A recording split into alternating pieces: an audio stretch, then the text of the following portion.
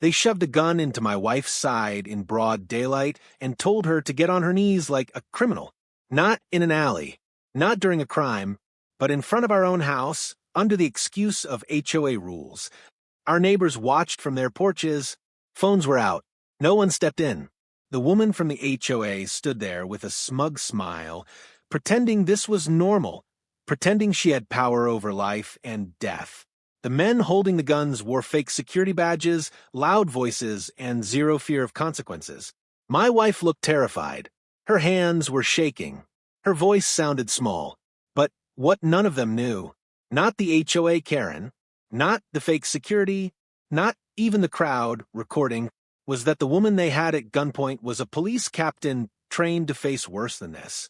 And in the next few minutes, one mistake would turn their little power trip into a nightmare they'd never wake up from. Before I tell you what happened next, I want to ask you something real. What city are you watching this video from right now? Drop your city's name in the comments, because stories like this don't just happen in one place. They happen in quiet neighborhoods, nice streets, places where people think nothing like that could ever happen here. And before we go any further, make sure you subscribe to this channel, because this story isn't just about shock or drama. It's about power, silence, and what happens when ordinary people let abuse go unchecked. Up until that day, we believed we were safe. We lived in a clean, middle-class neighborhood with trimmed lawns, friendly waves, and an HOA that claimed it existed to protect the community. We paid our fees. We followed the rules. We stayed out of trouble. My wife had just come off a long shift and was still in comfortable clothes, trying to relax at home. There was nothing threatening about her, nothing suspicious, nothing wrong. And yet, within minutes, she would be forced to the ground at gunpoint by men who had no legal authority, while a woman with a clipboard decided she could control another human being's life. What hurts the most isn't just the gun. It's the silence. The neighbors who watched, the phones that recorded instead of helping. This is the moment I realized how dangerous fake power can be, and how quickly a normal day can turn into a nightmare. Now, let me take you back to the exact second everything started to fall apart. The knock didn't sound like a neighbor asking for sugar. It was loud, sharp, demanding. The kind of knock that assumes obedience before the door is even opened. I remember looking up from the kitchen sink and seeing my wife pause mid-step. She had just tied her hair back, still wearing the hoodie she slept in after a long night shift. There was exhaustion in her posture, the kind that comes from responsibility, not weakness. "I'll get it," she said quietly. Something in my chest tightened as she walked toward the door. I don't know why. Maybe it was instinct. Maybe it was the way the knocking came again, harder this time. When she opened the door, two men stood on our porch. They were dressed in black tactical-style vests with patches that said security in bold white letters. Thick belts. Heavy boots. One of them had a handgun in his hand, not raised, not hidden, just there, intentionally visible. The message was clear without words. Standing slightly behind them was a woman I recognized instantly. The HOA Karen. She had her clipboard tucked under her arm like a badge of honor. Her lips were pressed into a thin, satisfied smile. Her eyes scanned past my wife, into our home like she already owned it. "We've received multiple complaints," one of the men said, his voice flat and rehearsed. "You're in violation of HOA regulations." My wife blinked, confused but calm. "What violation?" she asked. "And who exactly are you?" The man didn't answer the second question. Instead, he took a step forward. The gun shifted with him. Not pointed, not yet, but close enough that my wife instinctively leaned back. I felt my hands curl into fists behind her. "Ma'am," he said slowly, "you need to comply." "Comply with what?" she asked. "You haven't identified yourselves. You're not police." That's when the HOA woman laughed. It wasn't nervous laughter. It wasn't awkward. It was amused. "Oh, sweetheart," she said, stepping closer now. "They don't need to be police. This is private property under HOA authority. You people always think you know the law. You people." The words hung in the air. I stepped forward. "This is our home. You don't have the right." The man with the gun snapped his head toward me. "Sir, stay back. The gun rose just an inch higher. My wife raised her hands immediately. "It's okay," she said, her voice soft, almost soothing. "Let's all just slow down." Her calm only seemed to irritate the HOA woman more. "We warned you about the trash cans," she said loudly, "so the neighbors could hear. About the parking, about your attitude." At that point, I realized the curtains across the street were moving. Doors were opening. People were stepping outside, pretending to check their mail or walk their dogs. Phones were already coming out. My wife glanced around and saw it too. The man with the gun gestured toward the driveway. "Step outside." "Why?" she asked. "Because I said so." She hesitated just a second too long. That's when he pressed the gun closer to her side. Not hard, not violent, but unmistakable. "Neil," he said. The word didn't register at first. "Neil," my wife repeated. The HOA woman folded her arms. "You heard him. This is what happens when people don't follow rules." My heart started pounding so hard I could hear it in my ears. "This is insane," I said. "You can't do this." The man turned his head slightly toward me without taking his eyes off my wife. "Sir, last warning." My wife looked at me then, just for a second. Her eyes weren't wide with fear like I expected. They were focused, measuring, almost apologetic. "It's okay," she said again. Then, slowly, carefully, she lowered herself onto her knees on the concrete driveway. A murmur rippled through the small crowd that had formed. Someone whispered. Someone else zoomed in with their phone. The HOA woman smiled like she'd won something. "See," she said loudly. "Compliance. That's all we ever wanted." My wife kept her head down. Her hands rested lightly on her thighs. If you didn't know her, you'd think she was terrified. But I knew her. I noticed the way her breathing slowed instead of sped up, the way her shoulders relaxed just enough to conserve energy, the way her eyes flicked, not in panic, but in calculation. The man with the gun took a step closer. "Stay right there," he said. The HOA woman leaned down, her voice dripping with satisfaction. "This is what happens when people think they're above the rules. You should be embarrassed." My wife said nothing. The neighbors kept watching. No one intervened. No one questioned the gun. No one asked for a badge. And standing there, watching the woman I loved kneeling on the ground in front of our home, I realized something terrifying. These people didn't care whether they were right or wrong. They only cared about being obeyed. What they didn't realize, what none of them realized, was that the calm they mistook for fear was actually control. And control, in the hands of the wrong person, is far more dangerous than a gun. The concrete was cold beneath my wife's knees. I could tell because she shifted her weight, just slightly, the way someone does when the ground bites through thin fabric. Her hoodie had ridden up a little as she knelt, and I hated that detail more than the gun. It felt intimate in the worst way, like her dignity was being peeled away in front of strangers. "Hands behind your head," the man with the gun ordered. His voice was louder now, more confident. He liked the sound of it. My wife didn't move right away. Not out of defiance, out of precision. Now he snapped, slowly, deliberately. She lifted her hands and interlaced her fingers behind her head. Her elbows flared outward, exposing her sides. The gun shifted closer, the barrel now brushing her hoodie. The HOA woman clucked her tongue. "Unbelievable," she said, turning toward the growing crowd. "We try to keep this community safe, and this is the kind of attitude we deal with." Safe. The word felt like a slap. Across the street, a man I'd waved to dozens of times held his phone up at chest level, pretending not to stare. A woman with a stroller whispered something to her partner. No one stepped forward. No one asked a single question. I took a step closer, my voice shaking despite every effort to control it. "She's not resisting. You don't need the gun." The second man, the one without the weapon, smirked. "Sir, you're making this worse." The HOA woman turned sharply toward me. "If you don't want trouble, you should tell your wife to learn some respect." Respect? For who? For a clipboard? For a fake badge? For a gun held by someone who didn't even bother pretending to be law enforcement? My wife's breathing remained steady. In through the nose, out through the mouth. I knew that rhythm. I'd seen it before, late at night when she thought I was asleep, decompressing after hard shifts she never talked about. The man with the gun circled her slowly, like a predator enjoying the moment. You know, he said, most people start crying by now. The HOA woman laughed again. Oh, she'll cry. They always do. My wife spoke for the first time since kneeling. You don't have the authority to detain me, she said calmly. The man stopped moving.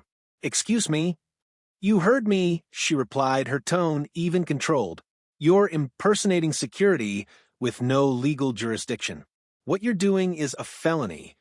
That word, felony, changed the air. The HOA woman's smile faltered for just a second. Don't try to scare them with legal nonsense, she snapped. You're on HOA property. My wife tilted her head slightly, still kneeling, still compliant. This is my residence, and you're threatening me with a firearm. The man with the gun scoffed. Lady, you should worry less about the law and more about what happens if you don't shut up. He pressed the barrel harder into her side. I felt something inside me snap. That's enough.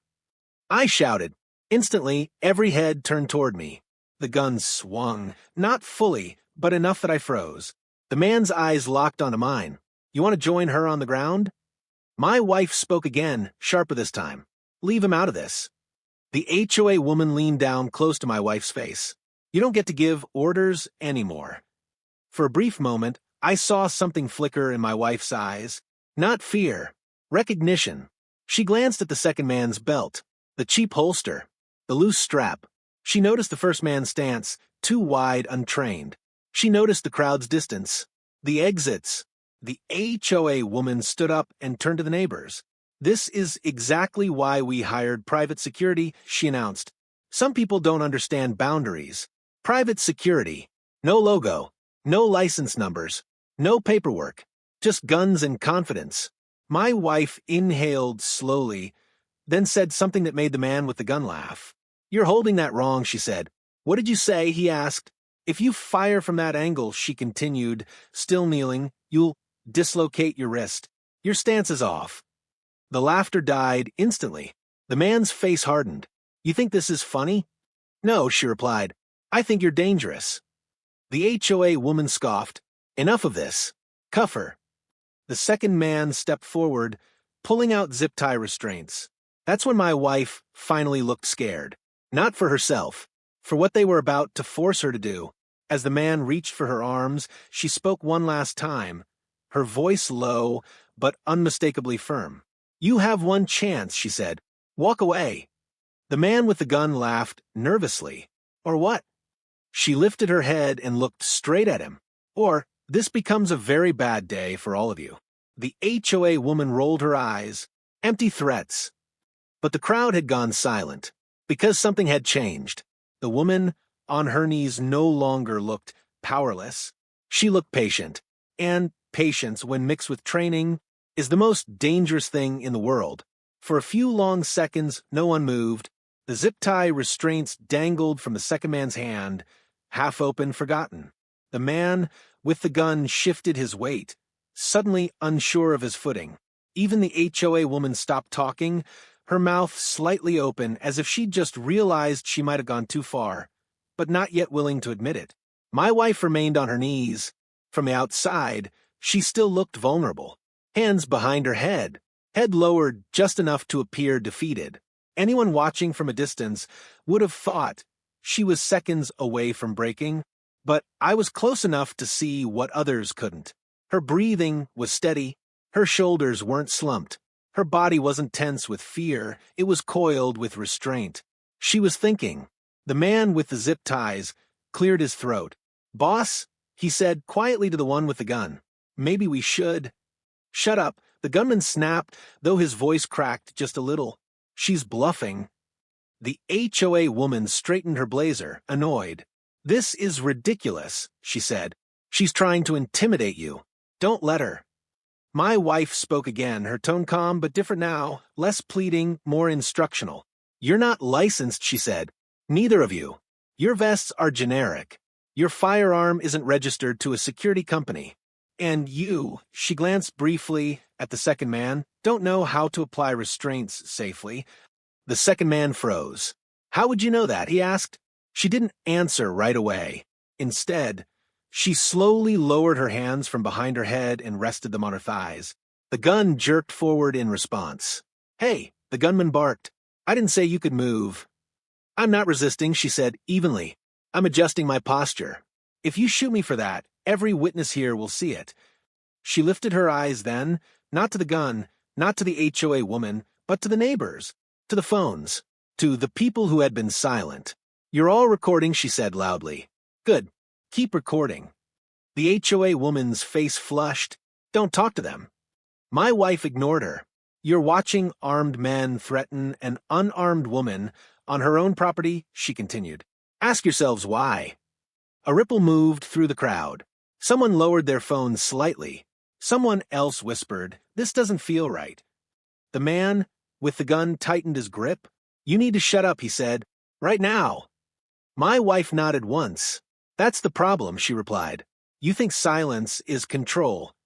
She shifted her knees slightly, angling her body, not away from the gunman, but toward the street, toward visibility, toward witnesses. The HOA woman stepped forward, furious. Get her up. Now. The second man hesitated. She hasn't actually. Now, the HOA woman snapped. As he reached down, my wife looked at his hands. Don't, she said quietly. He paused. You're shaking, she added. Your left hand. You're nervous because you know this is wrong. His jaw clenched. You don't know me. I know fear, she replied, and I know what happens to people who follow bad orders. The man with the gun scoffed, but the sound was hollow. You think you're some kind of expert? My wife finally turned her head fully toward him. Yes, she said. Just one word. Not loud. Not dramatic. Certain. The HOA woman laughed sharply, trying to reclaim control. Oh, please. You're a homeowner with an attitude problem. You don't scare anyone. My wife tilted her head slightly. Then why are your hands shaking? The HOA woman's smile vanished. The gunman glanced down at his own hands. They were trembling. He cursed under his breath and stepped back half a step, just enough to reset his stance. It was a mistake. My wife noticed instantly. Your safety's off, she said. The man froze. That's impossible, he snapped, quickly checking the gun. It was on. He looked up, furious. You messing with me? No, she said. I'm reading you. The crowd was no longer just watching. They were listening. A woman near the sidewalk spoke up. Are they even real security? The HOA woman spun around. Of course they are. Then why don't they have badges? Another voice asked. And why is she still on the ground? Someone else added. The HOA woman's authority began to crack under the weight of questions she hadn't prepared for. My wife took advantage of the moment, not by standing, not by fighting, but by speaking truth into the chaos. You hired them because you wanted intimidation, she said, her voice steady and clear. Not safety. Intimidation. That's a lie, the HOA woman shouted. My wife looked at her then. Really looked at her. You didn't expect resistance, she continued. You didn't expect witnesses. And you definitely didn't expect someone who understands procedure. The gunman swallowed hard. Who are you? He asked. My wife didn't answer. Not yet. She slowly shifted her weight forward, planting her feet beneath her. The gun rose instantly, but the crowd reacted this time. Hey, someone yelled. Don't shoot, another voice shouted. Phones lifted higher. Angles adjusted. Evidence forming. The man with the gun hesitated. My wife stopped halfway up, still kneeling, but ready. You feel that? She asked him softly. That hesitation? That's your instinct telling you this ends badly. The HOA woman stepped back, suddenly unsure. I think maybe we should call this off, she said weakly. The gunman didn't look at her. He was staring at my wife like he was finally seeing her clearly for the first time, not as a victim, but as a threat, a controlled one, a trained one. And standing there, watching the power shift in real time, I realized something chilling. They hadn't lost control because of force. They'd lost it because they picked the wrong person to dominate. And the truth they were about to learn was going to destroy every illusion they'd been hiding behind. The silence that followed felt heavier than the gun. No one spoke. Not the HOA woman. Not the men. Not the neighbors who had finally stopped pretending this was entertainment. My wife was still on her knees, but the balance of power had shifted so completely that it was almost surreal. The man with the gun was no longer circling her. He stood frozen, shoulders stiff, eyes darting between her face and the crowd. "Who are you?" he asked again, quieter this time. My wife exhaled slowly, then straightened her back. "You don't want to do this," she said. "Not here. Not like this." The HOA woman snapped out of her shock and stepped forward, voice sharp with panic masked as anger. "Don't listen to her. She's trying to manipulate you. Finish it. Detain her." The gunman didn't move. My wife finally stood. Not abruptly, not defiantly. She rose with deliberate calm, every movement controlled, as if daring anyone to overreact. The gun lifted, but the crowd reacted instantly. "Don't," someone shouted. Another voice yelled, "She's not resisting." My wife stood fully upright now, hands visible at her sides. "Put the gun down," she said. The words weren't loud. They didn't need to be. The gunman hesitated. His jaw clenched. Sweat had begun to bead at his temples. "You don't get to give commands," he muttered. She took a small step forward. "I do when someone's about to make a life-ending mistake," she replied. The HOA woman laughed nervously. "This is insane. You're just a homeowner." My wife reached slowly into the pocket of her hoodie. The gun snapped up instantly. "Don't," the man yelled. "I'm getting my ID," she said calmly. Every phone zoomed in. She pulled out a leather wallet and flipped it open with practiced ease, holding it up just enough for the gunman and the cameras to see. The badge caught the light. Gold. Official. Undeniable. "I'm Captain Elena Morales," she said clearly. "City Police Department." The effect was immediate. The man with the gun took a full step back like he'd been struck. The second man's face drained of color. The zip ties slipped from his fingers and fell to the ground. The HOA woman stared, her mouth opening and closing like she couldn't process the words she'd just heard. That's fake," she stammered. My wife didn't respond to her. She looked directly at the gunman. "You're impersonating licensed security," she continued. "You've threatened a sworn law enforcement officer with a firearm. You've done so in front of witnesses." Her voice was calm, clinical. "You're looking at multiple felonies." The gunman's hand shook violently now. "I didn't know," he said quickly. "She hired us. She said it was fine." My wife turned her head slowly toward the HOA woman. "Did you?" she asked. The HOA woman took a step back. "I didn't know she was police." "That's not what I asked," my wife replied. The neighbors were no longer silent. "Are you serious?" someone shouted. "They pulled a gun on a cop," another voice said. Phones moved closer. Whispers turned into open commentary. The HOA woman's authority evaporated in real time. "Everyone calm down," she said, trying to regain control. "This is a misunderstanding." My wife shook her head. "No, this is abuse of power." She turned back to the men. "Set the gun down," she ordered, slowly, "then step away from it." The gunman hesitated for one last second, then the gun clattered onto the concrete. The sound echoed. The second man raised his hands immediately. "I'm done. I'm done." My wife pulled out her phone and dialed. "This is Captain Morales," she said clearly. "I need patrol units and internal affairs at my residence. Armed impersonation. Witnesses present." The HOA woman's face went pale. "You can't do this," she whispered. "I was just enforcing rules." My wife looked at her, eyes cold now. "You turned rules into weapons," she said. "And today that ends." Within minutes, sirens filled the street. Real ones. Police cruisers rolled in, lights flashing. Officers poured out, weapons drawn, command sharp and professional. The fake security men were cuffed without resistance. The HOA woman tried to speak, to explain, to cry. No one listened. An officer approached my wife, recognition flashing across his face. "Captain," he said quietly. She nodded once. The crowd watched in stunned silence as the woman they'd seen kneeling moments ago now stood calmly briefing responding officers. The shift was complete. Power exposed. Authority corrected. Masks ripped away. And as I stood there, watching justice arrive at the exact moment it was needed, I realized something I would never forget. Real power doesn't shout. It doesn't threaten. It waits. And then it speaks once, loud enough to change everything. The sirens didn't just arrive. They cut through the neighborhood like a verdict. Red and blue lights bounced off every parked car, every house, every phone still recording. The same neighbors who had watched silently now stepped back as uniformed officers took control of the scene with calm, unquestionable authority. The fake security men were forced to their knees. This time, no one mistook it for obedience.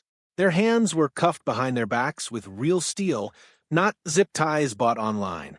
The gun was bagged as evidence.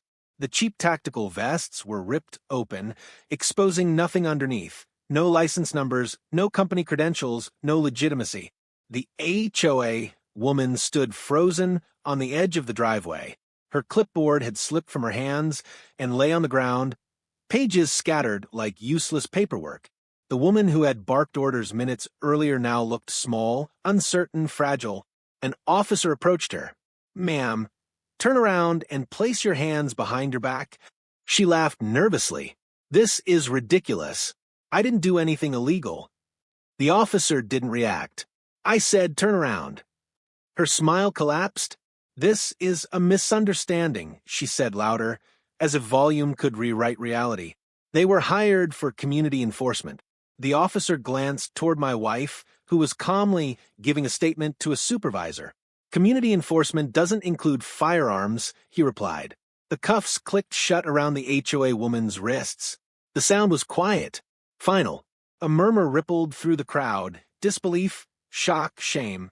The same neighbors who had filmed my wife kneeling now filmed the HOA president being led toward a patrol car. Some lowered their phones. Some kept recording. A few looked away entirely. My wife finished her statement and walked over to me. Only then did I see the exhaustion hit her. Her shoulders dropped. Her hands trembled slightly. The controlled calm she'd maintained was finally allowed to break. I wrapped my arms around her, and for the first time since the knock on the door, she leaned into me. "I'm okay," she whispered. "I'm okay." But the damage was already done. Internal affairs arrived next. Unmarked cars, plain clothes, clipboards of their own, heavier than the HOA woman's had ever been. They separated witnesses, took phones, collected video, asked pointed questions. "Did you see the gun aimed? Did you hear the commands? Did anyone identify themselves as law enforcement?" The answers came easily. Too easily. Because this time, people wanted to talk. The fake security men were charged on the spot. Impersonation, assault with a deadly weapon, unlawful detention. Each charge stacked higher than the last. One of them broke down completely. "I didn't know," he kept repeating. "I didn't know." But ignorance doesn't erase consequences. The HOA woman was escorted back toward the driveway to answer more questions. Her voice cracked as she spoke. "I was just trying to maintain order," she sobbed. "They never listen." My wife overheard her and turned. "Order without humanity is cruelty," she said quietly. The woman said nothing after that. By the time the street cleared, the sun was already dipping low, casting long shadows over the same driveway where my wife had knelt hours earlier. The neighborhood felt different, quieter, heavier. A few neighbors approached us awkwardly. One woman avoided eye contact. I'm sorry," she muttered. "I didn't know what to do." A man who had been filming the entire time cleared his throat. "I should have said something sooner." My wife nodded politely but said nothing. Some apologies come too late. That evening, news vans arrived. Headlines followed. Fake HOA security arrested at gunpoint incident. Police captain targeted by HOA power abuse. The HOA board issued a statement within 24 hours. It was short, legal, cowardly. They suspended the HOA woman immediately, launched an internal review, promised reforms. It didn't matter. The damage was permanent. Families started asking questions. Memberships were challenged. Lawyers got involved. The illusion of control the HOA had relied on was gone. At home, my wife finally sat down on the couch, staring at nothing. "I hate that they saw me like that," she said softly. "On my knees." I took her hand. "They also saw you stand back up?" She nodded slowly. "They thought power came from a gun," she continued, "or a clipboard, or fear." She looked at me then. "But real power comes from knowing who you are, even when someone tries to take that from you." The street outside was quiet again, but it would never feel the same, because everyone there had learned something they couldn't unlearn. Authority can be faked. Confidence can be manufactured. But integrity? That shows itself only when it's tested. And that day, the test exposed everything. The days after the incident passed slowly, like the neighborhood itself was holding its breath. Police tape disappeared. Patrol cars stopped circling. News vans moved on to the next story. But for us, nothing went back to normal. Every familiar sound felt different. Every knock on the door carried weight it never had before.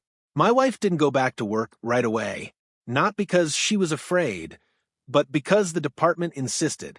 Mandatory time off, counseling sessions, reviews, procedures. Even when you do everything right, an incident like that leaves ripples no one can ignore. At home, she was quieter than usual. Strong, composed, but quieter. One night, as we sat at the kitchen table long after dinner, she finally spoke. "I kept thinking about how easy it was," she said. "Easy?" I asked. "For them to do that," she replied. "To believe they had the right. To believe no one would stop them." I didn't have an answer. The investigation moved fast. The fake security company turned out to be nothing more than a name and a social media page. No license, no insurance, just intimidation for hire. The men were charged, denied bail, and quickly distanced themselves from the HOA woman who had hired them. She tried to claim ignorance. The recordings said otherwise. Video from half a dozen neighbors captured her giving direct instructions, ordering my wife to kneel, encouraging the gun being drawn closer, smiling while it happened. Her attorney advised silence. It didn't help. The HOA board collapsed under the pressure. Emergency meetings, resignations, lawsuits. People who had once been passive suddenly became furious when they realized how close the abuse had come to their own doors. Our house became a quiet point of interest. Some neighbors avoided us completely. Others left notes. Apologies written in shaky handwriting. Cookies dropped off without knocking. One message stood out. I didn't speak up because I didn't want trouble. I see now that silence is the trouble. My wife read it twice and folded it carefully. "That's the lesson," she said. "Not the gun, not the badge, the silence." Weeks later, she returned to work. Not in uniform, in plain clothes. The department asked her to speak at a community training seminar about civilian interactions, authority, and bystander responsibility. She hesitated before agreeing. Then she said yes. Standing in front of a room full of officers and civilians, she didn't talk about tactics. She didn't talk about fear. She talked about kneeling on concrete while people watched. She talked about the moment power shifted, not because of force, but because of witnesses choosing to see. The room was silent. At home, we eventually sold the house. Not because we were chased out, but because some places carry memories that refuse to fade. On moving day, as the truck pulled away, my wife looked back at the driveway one last time. "They thought they broke me there," she said. "They didn't," I replied. She smiled faintly. "No, they reminded me why I do what I do." This story isn't about an HOA. It's about what happens when people mistake authority for dominance. It's about how quickly cruelty hides behind rules. And it's about the danger of thinking, "It's not my problem." Because that day, it could have been anyone, any wife, any husband, any neighbor. All it takes is the wrong person with a little fake power, and everyone else choosing silence. So, if there's one message I want you to take from this, it's this. Pay attention. Question authority when it doesn't feel right. And never assume someone else will speak up for you. Because one voice can change everything, but only if it's used. If the story made you angry, uncomfortable, or emotional, that's the point. Stories like this aren't meant to be easy. They're meant to wake us up. If you believe power should never be abused, hit the like button so this message reaches more people. If you believe silence protects the wrong side, share this story because someone out there needs to hear it before it's too late. And if you've ever felt powerless, watched something wrong happen, or promised yourself you'd speak up next time, subscribe to this channel. Every story here carries a message, and every message is meant to stay with you long after the video ends. Tell me in the comments, what city are you watching from? And what part of this story hit you the hardest? I read those comments, and they matter. More stories are coming. Real stories. Stories about truth, courage, and consequences. And the next one might be closer to home than you think.